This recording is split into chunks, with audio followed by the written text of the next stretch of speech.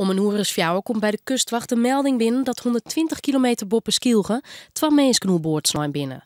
De KNRM rukt voortuit, maar de reddingsboten van Skylge en Schiermonnikoog en 2 helikopters. Wie hevig, ja. Dat is die beste zeegang.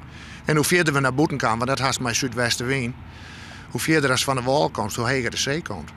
Dus wij zitten ongeveer op een 4, 6 meter. En waar dat schip, waar die mannen leiden, wie 12 meter. Dus dat kan je je wel voorstellen. Zulke hege golven. Zulke hege golven, ja.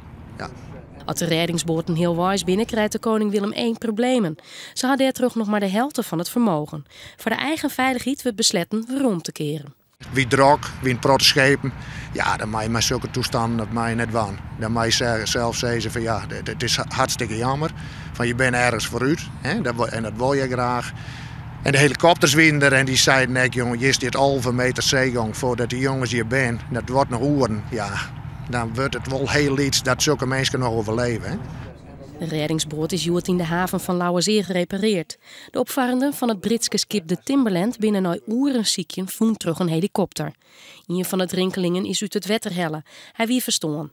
Ook de orenman had het zo goed als wist net hoe libben. Hij kon net meer oppikt worden omdat de helikopter haast geen brandstof meer hier. Wat er correct om boord gebeurd is net duidelijk. Maar zijn ongeluk kan net altijd verkaamd worden. Dat kan vanzelf zo wezen dat er bijvoorbeeld een stuk deklading weer wat loslijn is. En als het een gevaar wordt voor het hele schip, dan mag het wel wat dwaan. Dan mag bijvoorbeeld de deklading kappen en dan mag het misschien naar voren gaan sturen.